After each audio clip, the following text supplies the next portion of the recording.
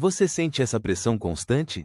Essa raiva que borbulha, mesmo quando a situação não justifica? Essa sensação incômoda de que, não importa o quanto você conquiste, o quanto você se esforce, ainda falta algo, um vazio teimoso que nenhuma promoção, nenhum carro de luxo, nenhuma casa grande consegue preencher de verdade? Eu sei como é, eu vivi assim por décadas. É uma dor silenciosa, um peso quase invisível que carregamos no peito, uma culpa que não conseguimos nomear, mas que nos impulsiona a correr, correr sem parar, como se a resposta estivesse sempre no próximo objetivo, na próxima meta. Mas e se eu te dissesse que a resposta nunca esteve lá fora? Que essa corrida é, na verdade, uma fuga de algo muito mais profundo, algo que está bem aqui dentro de você. Eu sou o William, tenho 77 anos. Passei a maior parte da minha vida adulta acreditando, com todas as minhas forças, que o valor de um homem era medido estritamente pelo que ele construía, pelo que ele acumulava, pelo seu status. Eu me tornei um engenheiro bem-sucedido, um pai de família, exemplar, um homem respeitado e admirado na minha comunidade. Por fora, a imagem que eu projetava era impecável, sem rachaduras. Por dentro, porém, eu carregava um deserto árido, uma secura emocional que me sufocava. Levei muito tempo, um tempo precioso demais, para finalmente entender que essa busca incessante por aprovação externa, por validação constante, era, na verdade, uma prisão invisível. Uma prisão que eu mesmo construí, tijolo por tijolo, com as lições que recebi na infância, as expectativas irrealistas que me foram impostas, e um medo paralisante de decepcionar. Hoje, eu não tenho mais absolutamente nada a provar para ninguém. Só me resta o tempo que me foi concedido para compartilhar o que finalmente entendi sobre a vida, sobre o vazio e sobre a verdadeira suficiência. Nós, homens, somos mestres em esconder. Escondemos com maestria a vergonha profunda de não nos sentirmos suficientes, o medo latente de falhar em qualquer aspecto, a raiva contida que ferve silenciosamente por dentro e que, por vezes, explode de forma desproporcional nos momentos mais inoportunos. Aprendemos desde cedo que sentir e, principalmente, demonstrar emoção, é um sinal de fraqueza, algo reservado para os outros. Então, o que fazemos?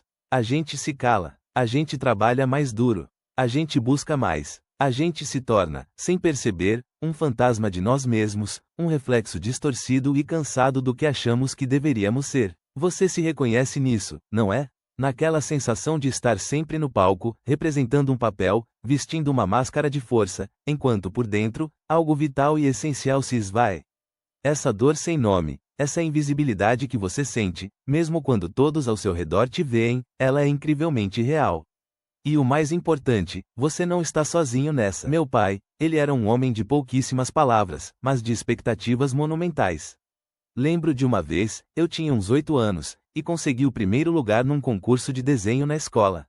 Cheguei em casa todo orgulhoso, com o desenho amassado na mão, o coração batendo forte de esperança. Ele olhou para o desenho, com um olhar frio e distante, balançou a cabeça lentamente e disse, com a voz grave, poderia ter sido melhor, William. Não se contente com pouco. Você é capaz de mais. Não houve um abraço, um sorriso, um único elogio. Apenas a cobrança. Aquela frase, poderia ter sido melhor, virou um mantra cruel na minha cabeça, uma voz constante que me acompanhava. O amor dele, ou o que eu entendia por amor e aceitação, era uma moeda de troca. Você recebia a atenção e uma migalha de aprovação apenas se fosse o melhor, se não causasse problemas, se fizesse exatamente o que ele queria, sem questionar. Eu aprendi, dolorosamente, que para ser visto, para ser amado, eu precisava me anular, me moldar perfeitamente às expectativas dele. Eu precisava ser invisível, a não ser que estivesse performando algo que o agradasse. E assim, eu me tornei um especialista em performar, em buscar a aprovação dele em absolutamente tudo que eu fazia, mesmo muito tempo depois que ele já havia partido. Eu me lembro perfeitamente do dia em que fui nomeado diretor de uma das maiores empresas do setor. A sala de reuniões estava repleta de gente importante. Aplausos ressoavam, taças de champanhe tilintavam, e discursos cheios de adulação eram proferidos em minha homenagem. Silêncio. Por dentro, porém, um silêncio ensurdecedor. Olhei para o meu reflexo no vidro da janela, com o panorama da cidade iluminado ao fundo, e a única coisa que senti foi um vazio imenso, uma sensação de incompletude avassaladora. Aquela dor sem nome, que me acompanhava desde os tempos de criança, não tinha ido embora. Ela estava lá, mais forte e mais aguda do que nunca. Não era felicidade, não era realização genuína. Era apenas o fim de uma corrida exaustiva, e o começo de outra, ainda mais desesperadora. Eu tinha conquistado tudo o que me disseram que eu deveria querer, tudo que a sociedade valorizava, e ainda assim, não tinha absolutamente nada que eu realmente precisava para me sentir completo. Esse padrão destrutivo, essa necessidade compulsiva de controle e de performance para me sentir digno, não ficou restrita apenas ao meu ambiente de trabalho. Ele se infiltrou insidiosamente em cada canto da minha vida pessoal, corroendo minhas relações mais íntimas. No meu casamento, eu era o provedor incansável, o homem forte da casa, mas não era um parceiro emocionalmente presente. Eu esperava que minha esposa adivinhasse o que eu sentia ou precisava, porque eu mesmo não sabia como expressar. Eu não me abria. E com meus filhos, essa é, sem dúvida, a parte mais difícil e dolorosa de confessar. Eu os amava profundamente, claro, mas, sem perceber, eu repetia o ciclo de cobrança e ausência emocional que eu havia experimentado. Eu cobrava deles excelência, eu exigia perfeição, eu estava sempre mais focado no o que eles fariam e nos seus resultados, do que no quem eles eram, como indivíduos. Eu os via, de certa forma, como extensões de mim, como mais uma chance de provar meu próprio valor através de suas conquistas. E a culpa por ter feito isso, a culpa me consome até hoje, um peso constante.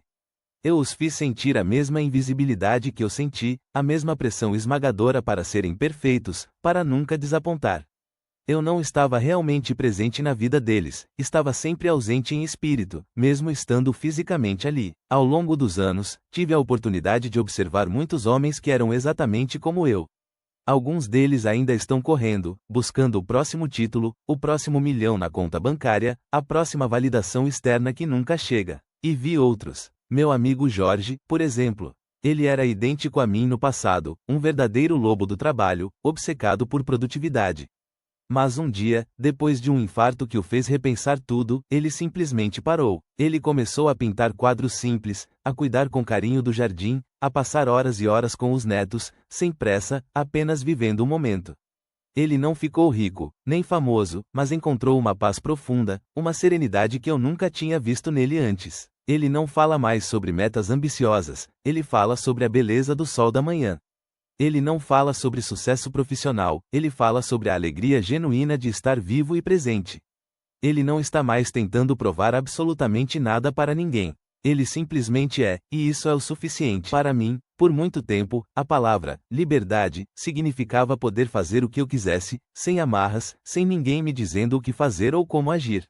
Mas descobri, da forma mais dura, que a verdadeira liberdade reside em não ter que provar absolutamente nada a ninguém, nem mesmo a mim. Suficiência não é ter o suficiente de coisas materiais, de bens, de dinheiro, mas sentir-se suficiente em si mesmo, em sua essência, sem precisar de validação ou aprovação externa para confirmar sua existência ou seu valor. Presença não é apenas estar fisicamente em um lugar, mas estar ali de corpo e alma, com os seus, com a sua própria vida, sem a mente fugindo constantemente para o próximo desafio, para a próxima preocupação.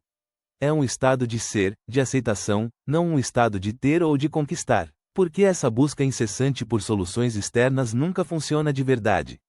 Porque ela é alimentada por um medo antigo e profundamente enraizado, um medo de não ser digno, de não ser amado incondicionalmente.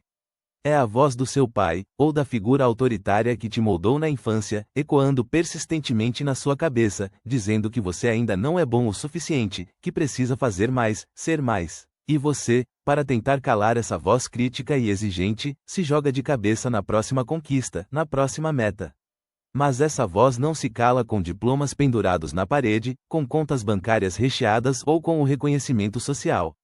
Ela só se cala quando você a reconhece, quando você entende de onde ela realmente vem e o que ela representa. A culpa que você sente, a raiva contida que te domina, o vazio que te persegue, eles não são falhas. Eles são avisos importantes. São o seu corpo, a sua alma, pedindo desesperadamente para você olhar para dentro, para curar a ferida profunda que nunca cicatrizou. Você está tentando preencher um buraco emocional com coisas materiais, e esse buraco é, por natureza, um poço sem fundo. Você não precisa mais correr. Você não precisa mais fingir ser alguém que não é, não precisa mais carregar essa culpa invisível, essa vergonha silenciosa de não ser o homem ideal que a sociedade ou seu pai esperavam.